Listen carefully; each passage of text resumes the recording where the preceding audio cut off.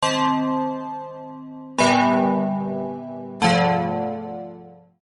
I was 6 years old, I had my first encounter with the inexplicable. It was a cold and silent night, and I woke up from a peaceful sleep, feeling a strange presence in my room. Trying to ignore the growing fear, I slowly looked down and saw a shadowy figure curled up under my bed. The glowing eyes of the mysterious being stared at me, freezing me in terror.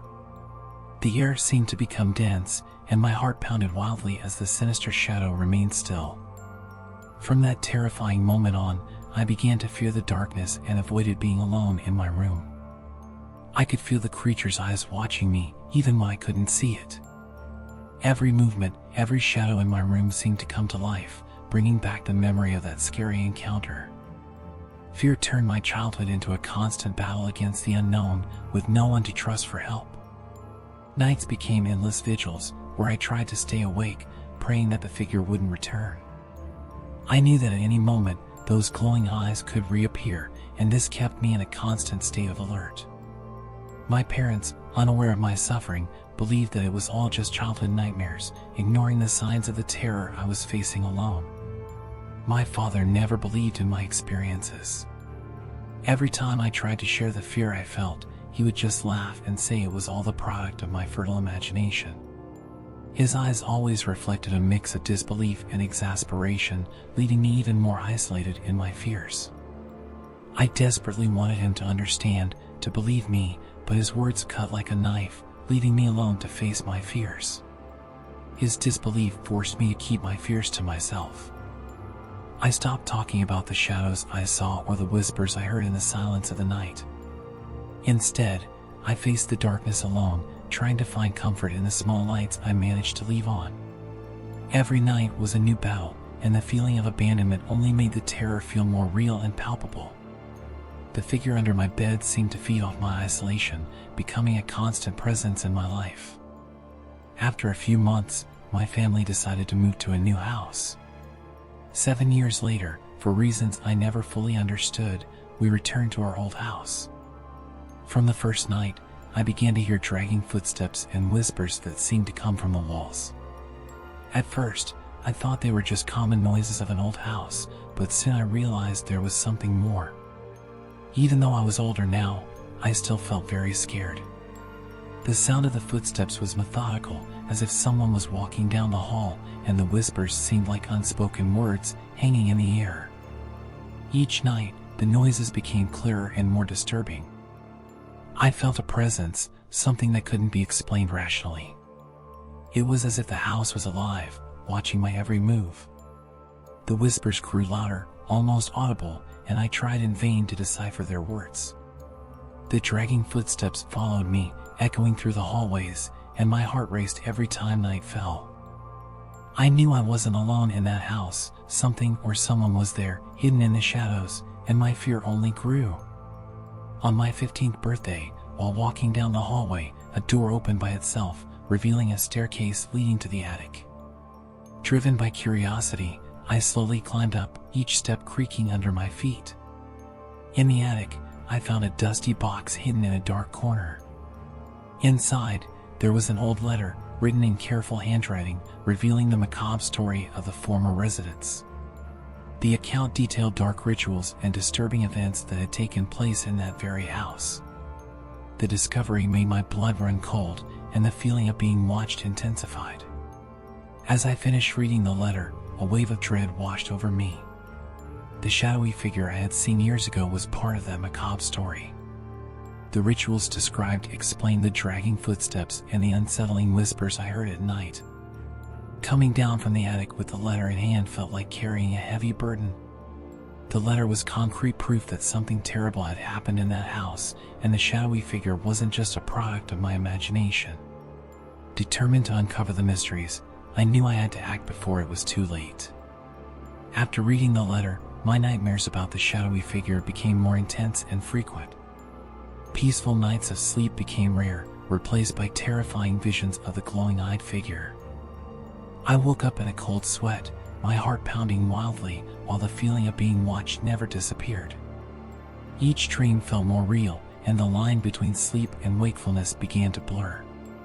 In the nightmares, the shadowy figure came closer and closer, whispering words I couldn't understand but that chilled my blood. I felt its cold touch on my skin, and a sense of despair and helplessness overwhelmed me. The nights became a constant battle to avoid sleep, fearing the horrors that the darkness would bring. With each new nightmare, my determination to uncover the truth behind the letter in the house grew stronger. I talked to my family about the nightmares, but as always, my father dismissed my concerns. The sense of isolation only increased my fear. The nightmares were so vivid that I began to doubt my own sanity. I knew I had to do something before the nocturnal horrors consumed my daytime life. The shadowy figure wasn't just a dream, it was a real threat that needed to be faced. One day, while walking through the neighborhood, I met an elderly neighbor who had lived there for decades. With a serious look, he began to tell me terrifying stories about ghost sightings in our house over the years. Accounts of shadowy figures watching from the windows and inexplicable whispers were common among the old residents. The neighbor spoke of strange and inexplicable events, and his words only confirmed my own fears and experiences. He mentioned that many families had moved out quickly, unable to bear the constant terror. Some believed the house was cursed, while others thought it was a portal to something evil. The neighbor described in detail the shadows that moved at night and the screams that echoed through the hallways. Every word he said made my heart beat faster, as I recognized in those stories the same horrors I was living. This conversation reinforced my determination to uncover the truth and protect my family. I knew the nightmares weren't just figments of my imagination, but reflections of something much darker and older. The fear was palpable, and the reality of the neighbor's stories added a new layer of terror to my life. I needed to act quickly, before the house and its secrets consumed us completely. One night, while my younger brother and I were in the backyard, we saw a strange shadow among the trees. The figure seemed to watch us with glowing eyes, making our hearts race. We tried to convince ourselves that it was just a play of light and shadows, but the feeling of being watched was undeniable. Every movement of the shadow seemed intentional, as if it was studying us, waiting for the right moment to act. My brother held my hand tightly, and I could feel the fear in his grip. The shadow moved slowly, almost gliding between the trees, without making any sound. I knew that it wasn't normal, it wasn't just our imagination. The shadowy figure that had haunted my dreams and the house was now there, in the backyard, materializing our worst nightmares. The cold night seemed to come alive, enveloping us in an atmosphere of pure terror. We ran back inside the house, locking all the doors and windows. My mind was racing, trying to process what we had just seen. The fear was overwhelming, but at the same time, I felt a strange determination growing inside me. I needed to protect my brother and find a way to deal with the evil presence that surrounded us. The shadow in the backyard was a clear sign that the threat was closer than ever. Faced with the growing terror that gripped our house, my family finally decided to seek external help.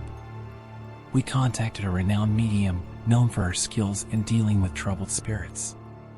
When she entered the house, I felt a strange mix of hope and fear. She immediately sensed the presence that haunted us and, with a serious expression, began to explore every corner, every shadow of our house. The medium revealed that the house was being haunted by a deeply troubled spirit. Her eyes closed in concentration as she described the negative energy that permeated the rooms. She told us that the presence wasn't just any shadow, but something tied to an old tragedy, a soul that couldn't find rest. Her words, laden with seriousness, made my skin crawl, confirming the worst fears I had harbored since childhood. At the end of her visit, the medium advised us to investigate the house's history to understand the origin of the presence. Her presence brought a new perspective, but also intensified the atmosphere of fear. We were about to face something we didn't fully understand, and the medium's help was our only hope against the evil that surrounded us. After the medium's visit, the whispers in the house became audible to everyone. They were no longer just indistinct echoes, but murmured words that carried a weight of despair. The house's atmosphere, already charged with tension, became unbearable. The voices seemed to come from all corners, surrounding us with veiled promises and threats. It was as if the very air was infused with a malevolent presence that wouldn't leave us in peace. The nights became collective nightmares. My parents, my brother, and I would often wake up to the sound of murmurs that seemed to intensify during the darkest hours. We tried to find a source for the sounds, but it was impossible. They seemed to emanate from the walls, the floor, the ceiling. The shared terror united us, but also left us on the brink of despair. We knew we were dealing with something far beyond our understanding. Each family member began to show signs of extreme stress. My mother, always practical and rational, now walked around the house with wide eyes, hearing the whispers that followed her. My father, once skeptical, tried in vain to find rational explanations, but his theories failed in the face of our fierce reality. The malevolent presence was everywhere, and the murmurs were a constant reminder that we were being watched by something that wanted to destroy us. The medium returned to our house to help us better understand the nature of the presence that haunted us. During an especially intense session, she entered a deep trance and revealed that the troubled spirit was a child named Emily who had tragically died in the house many years ago. The revelation brought a mix of sadness and fear, for now we knew we were dealing with an innocent but deeply haunted soul. Emily, according to the medium, couldn't find peace due to the terrible events she had experienced, manifesting in the whispers and shadowy apparitions that terrorized us. Knowing that it was a child made everything even more distressing. I felt a strange connection with her, a mix of empathy and dread that increased my determination to help her find rest. With the revelation of Emily, our approach changed. We decided to investigate more deeply the house's history and the events that led to her death. The medium advised us to understand Emily's story to find a way to help her. However, as we did this, the whispers and dragging footsteps seemed to intensify, as if Emily was trying to communicate with us. We were ready to face the challenge of uncovering the mysteries surrounding her existence. The terror became unbearable. The atmosphere in our house was so heavy that every family member lived in a constant state of alert and fear. We decided that we could no longer live in that place. The house, which was once our home, had now become a constant nightmare. The decision to move was made quickly, and we began packing our things urgently, wanting to leave behind the horrors we faced. The last night in the house was especially intense. The whispers and dragging footsteps seemed to intensify, as if the house itself was aware of our departure. Every sound, every shadow, seemed like a warning that we wouldn't escape so easily. However, the decision was made, and nothing would change our minds. We needed peace, and that house could no longer offer it to us. It was a relief to know that we were about to leave that place. As we finally left, I looked back one last time, feeling a mix of relief and sadness. The house would stay behind, with all its secrets and terrors. I knew the problems weren't completely resolved, but at least we would be far from that malevolent influence. We were ready to start over somewhere else, hoping that the horrors we faced wouldn't follow us. Our priority now was to find peace and safety in a new home. In the new house, we finally began to feel a sense of relief. The atmosphere was completely different. There were no whispers, disturbing shadows, or dragging footsteps. The weight that had accompanied us for so long seemed to have dissipated. Every day was an opportunity to rebuild our lives without the constant fear that haunted us. Tranquility began to return, and with it, a sense of hope. The move to the new house brought a breath of normality. Slowly, we resumed our routines and tried to leave the past behind. The nights, once filled with terror, were now peaceful, allowing us to finally sleep in peace. My family, who had once lived in a constant state of tension, began to relax and enjoy small moments of joy. We felt that we had left the horrors behind and could start living again. However, even with the new life we were building, I couldn't help but think about Emily and the unresolved mysteries of the old house. Although we were miles away, a part of me remained connected to that story. But for now, we were focused on enjoying the newfound peace and rebuilding the sense of safety that had been taken from us. We hoped the supernatural events were a thing of the past, allowing us to move forward without looking back. 2 years later, in the new house, I began to feel a familiar unease. One night, While lying in bed, I saw the shadowy figure again in the corner of my room. The glowing eyes, so well known and feared, were there, watching me. My heart raced, and the terror I thought I had left behind returned with full force. The presence that had haunted us in the old house seemed to have found us, bringing back the nightmares we thought were buried in the past. The shadowy figure seemed clearer, more real than ever. It was no longer a vague shadow. I could see the outlines, the glowing eyes I never forgot. However, this time, I decided not to tell my parents. They were finally at peace and happy, and I didn't want to destroy this new sense of security. I kept the terror to myself, facing the shadowy figure alone, night after night. As time passed, I got used to the apparitions. The shadowy figure became a constant but predictable presence. I knew it was there, but I learned to live with it, keeping my daily routine unchanged. I never told my parents, keeping the secret of the apparitions to protect the peace we had found.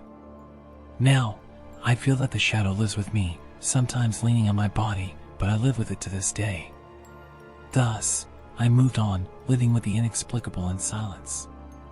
If you have experienced something inexplicable and terrifying like I did, share your story in the comments.